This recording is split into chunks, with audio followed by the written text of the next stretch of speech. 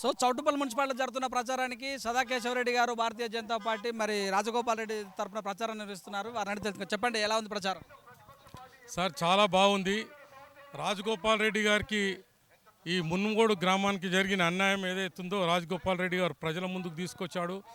ఈ 3.5 సంవత్సరాలు నేను ఏం చేయలేకపోతున్నా, ఈ ముఖ్యమంత్రి మాకు ఎలాంటి టైం కూడా ఇవ్వడం లేదని చెప్పి ఈనాడు రాజీనామా చేసి రాజగోపాల్ రెడ్డి గారు మొత్తం తెలంగాణకు ఉన్న ముఖ్యమంత్రిని ఒక ఊరుకు ఇన్ఛార్జ్గా తీసుకొచ్చి పెట్టిన ఘనత రాజగోపాల్ రెడ్డి గారిదే. మరి ఈ ఊర్లో ప్రాబ్లమ్స్ చూడడానికి ఒక 2 నిమిషాలు టైం అడిగిండు ముఖ్యమంత్రిని. ఎన్నిసార్లు అడిగినా మరి అసెంబ్లీలో ఎన్నిసార్లు మొరం పెట్టుకున్నా కానీ ఎన్నడూ కూడా ఆయన స్పందన లేకుండే. ఎన్నడూ కూడా 2 నిమిషాలు అవకాశం ఇవ్వని ముఖ్యమంత్రి ఫామ్ హౌస్లో వండుకోవడానికి, ప్రగతి భవన్లో వండుకోవడానికే సరిపోతుండే.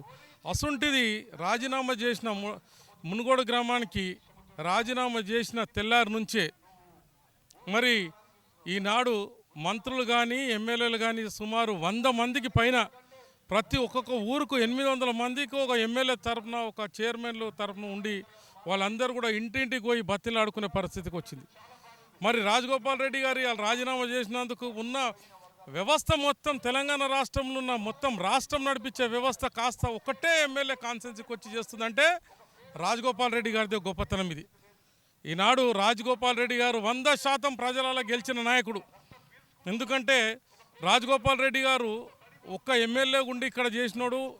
ఎవ్వనికి ఈ యొక్క ప్రాంతంలో జరుగుతున్న కష్టాలు, నష్టాలు, దుఃఖాలు ఎవరికి కూడా తెలుస్తలేవు. ఆ ఎమ్మెల్యే గారు మొరబెట్టుకుంటా అంటే ఇనలేదు. ఇవాళ ప్రతి ఒక్క ఎమ్మెల్యే, ప్రతి ఒక్క మంత్రి ఇంక్లూడింగ్ సీఎంతో సహా రాష్ట్రంలో ఉన్న కాదు భారతదేశంలో ఉన్న ప్రతి ఒక్కరు కూడా మునుగోడు వైపు చూడడం, అది కేవలం రాజగోపాల్ రెడ్డి గారు చేసిన రాజీనామాకే ఇంతమంది వచ్చి ఇక్కడ చూస్తున్నారు. ఈ అడుగు అడుగున మొత్తము ఒక గల్లీ కాదు, ఒక తండా కాదు, ఒక ఊరు కాదు, మొత్తం ప్రతి ఒక్క విలేజ్లు కూడా రాజగోపాల్ రెడ్డి పుణ్యం అంటూ ప్రతి ఒక్క భారతదేశంలో ఉన్న పౌరులందరూ కూడా మీ టీవీ ఛానల్స్ ద్వారా కానీ మరి పేపర్ల ద్వారా కానీ మరి పరోక్షంగా వీళ్ళందరూ కూడా చూడడం జరుగుతుంది. ఈ యొక్క కంపల్సరీ ఈ యొక్క దీంట్లో విజయం రాజగోపాల్ రెడ్డి గారిది. ఖచ్చితంగా రాజగోపాల్ రెడ్డి గారు మంచి మెజార్టీతోని మీరు కన్ను విని వెరగని రీతిలో ఏదైతే హుజురాబాద్లో ఏ విధంగానైతే ప్రజలు ఇచ్చిర్రో మీకు అదేవిధంగా ఇక్కడ కూడా మునుగోడులో కూడా మీకు అదే సమాధానం వస్తుంది, అదే గెలుపు మీకు వస్తుంది. మీరు అంటున్నారు గతంలో కాంగ్రెస్ నుంచి గెలిచినటువంటి వ్యక్తి ప్రజల్లో తిరగలేదు, మళ్ళీ రిజైన్ చేస్తుండు, మళ్ళీ డెవలప్మెంట్ చేస్తూ అంటుండు, పోయింది బీజేపీకే కదా, ఎలా నమ్మాలంటున్నారు? ఇక్కడ గెలిచిండు పోయిండంటే గెలిచడానికి కాంగ్రెస్లో ఒక మంచి పార్టీ అని మేమందరం కలిసి గెలుస్తామనే భావనతోని వాళ్ళందరూ కలిసి గెలవడం జరిగింది. 18 మందిలో లెక్కించి ఇలా 12 మంది ఫర్ సేల్ అయిపోయారు, మొత్తం ఉన్న పలంగా సేల్ అయిపోయారు.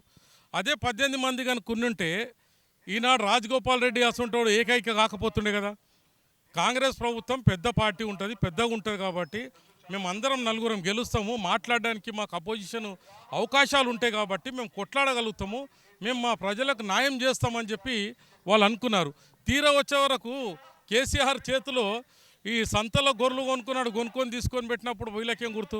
పాపం ఏకైకగా మిగిలిపోయాడు కాబట్టి, ఒక్కడుండి కొట్లాడలేడు కాబట్టి బీజేపీ పార్టీలో కలిసి ఆయన నేను కొట్లాడతా, అది కూడా ఎట్లా వీళ్ళ కాంగ్రెస్ వాళ్ళు వాళ్ళ తోటి మెంబర్లను కొనుక్కొని ఇంతవరకు ఎలక్షన్ లేకుండా చేసిండు.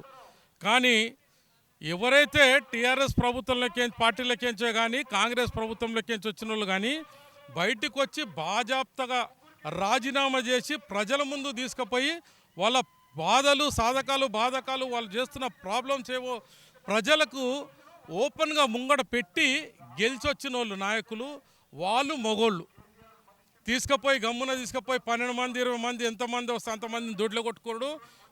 ఎవరికైనా దమ్ముందా? ఈ 12 మంది 13 మంది సిపిఐలతో కలుపుకొని 13 మంది తీసుకున్నావు కదా, ఎవరికన్నా ఒక్కరు కూడా రాజీనామా చేసిరా? ఇంత పెద్ద ప్రభుత్వం 100 మందితో ఉన్న క్యాబినెట్ కదా మీది. మీరున్నది ఒక్కనైనా రాజీనామా పక్క పార్టీలకేం తీసుకొని రాజీనామా చేసిరా? మీరు రాజీనామా చేసి మీరు గెలవండి.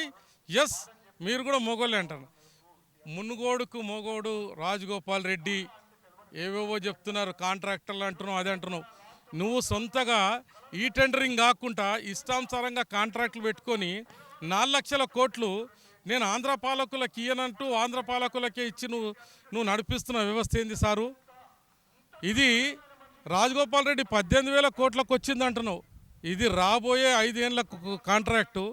ఈ టెండరింగ్ అంటే ఒకసారి మరి మీరు 18,000 బుక్కులు చదువుకున్న పెద్ద మనుషులు కదా, మరి ఇన్ని బుక్కులు చదువుకున్నారు, ఇంత చదువుకున్న మేధావులు కదా మీరు అందరూ. మరి ఈ టెండరింగ్ ఏంది? వరల్డ్ వైడ్గా అందరే వచ్చా లేకుండా రాజగోపాల్ రెడ్డి ఒక్కడే వచ్చా అని ఒక్కసారి కొంచెం చూసుకోమని చెప్పండి. చూసుకున్నాక గుర్తవుతుంది.